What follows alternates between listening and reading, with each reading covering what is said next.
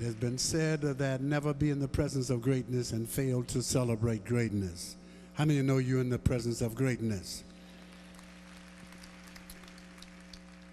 In the interest of time, we're all sort of in the afterglow of the recent election of our first African-American president, Barack Obama.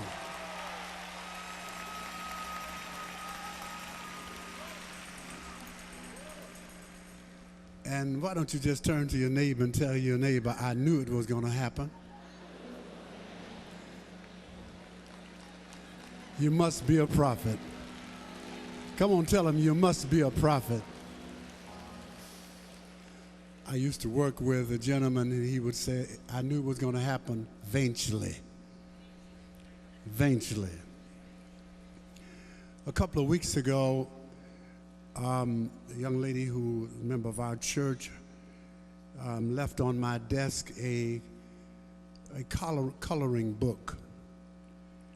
And of course, it is a coloring book of Barack Obama.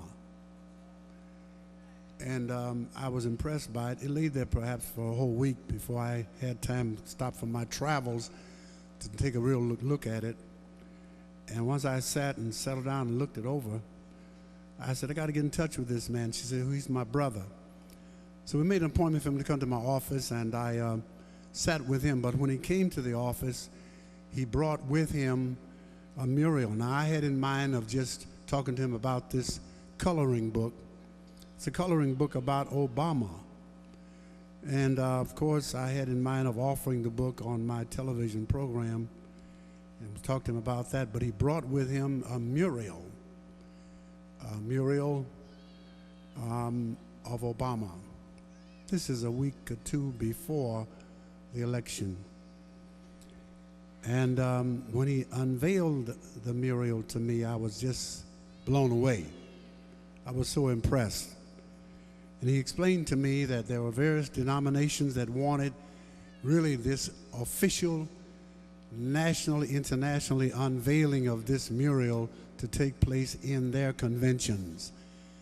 I can name the various conventions that he had letters from them. They wanted him to make the official unveiling in their convention, but because his roots are in the Church of God in Christ, and aren't we blessed with talent in this church? And so as we conversed, I talked to the presiding bishop. I called him, mentioned it to him, and after much conversation with him, he decided to allow this great artist, who is nationally renowned artist, one of the most prolific artists of our times, who have painted and did renditions of some of the world's really great individuals, from presidents to great sports figures. And he has agreed to bring this mural to Memphis, and we have on the exhibits in the exhibit halls these coloring books.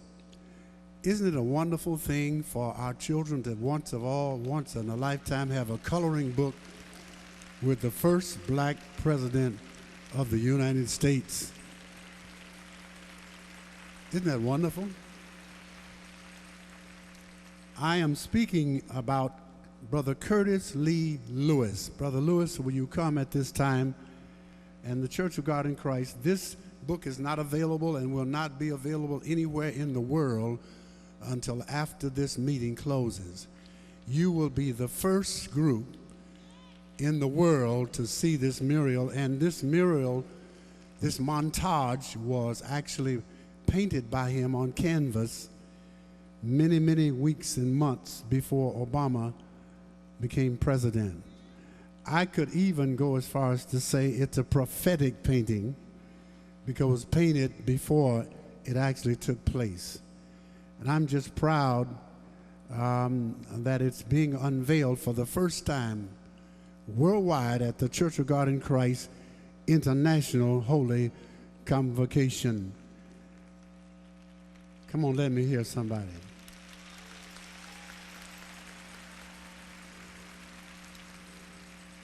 It consists of the early childhood of Barack Obama on a tricycle. It has many famous figures on it, including the Kennedys including many other persons you'll see when he unveils it here.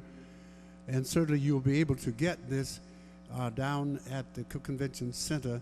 You'll be able to get this booklet for your children, your schools, your Sunday school classes. You'll be able to acquire it. It is a keepsake overnight because it has come to pass. It is a reality. I'm pleased to present at this time Brother Curtis Lewis. Let's give him a hand, everybody.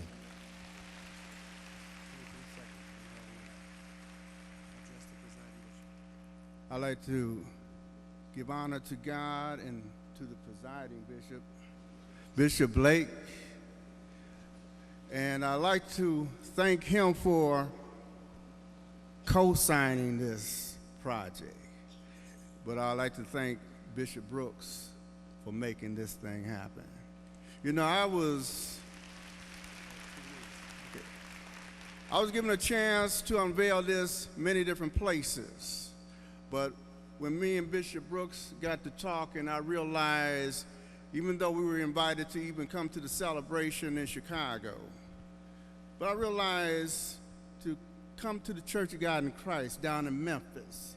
The last time I unveiled in an arena this big, I was unveiling a championship mural of the Detroit Pistons. But I want you to know, regardless of all the things I've done, the millionaires, the gold medal winners, and so on, I realize most of all, only what you do for Christ will last.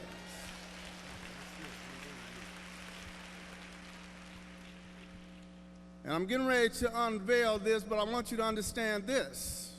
When I was a little boy, I got a chance to go to an arena like this, and there was a man speaking.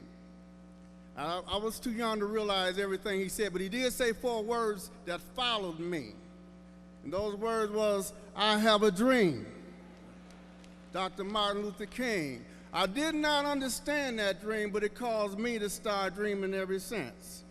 I never dreamed about becoming president, but I did have a dream about having a painting go to the White House. And now, at this time, we're going to turn it around and show it to the bishop first, if you don't mind.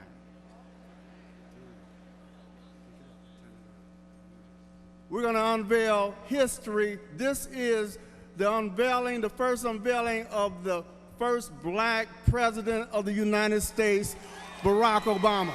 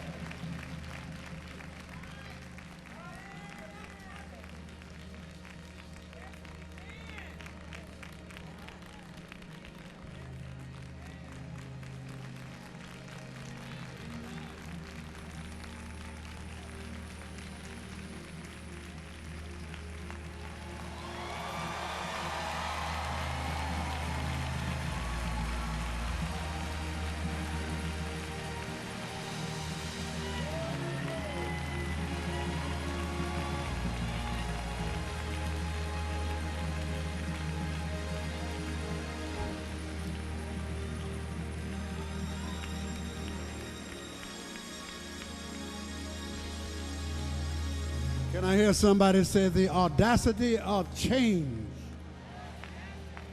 Come on, give God some praise. And last but not least, this mural is going to the White House. Thank you, Bishop Brooks. Come on, let's give him another rousing applause.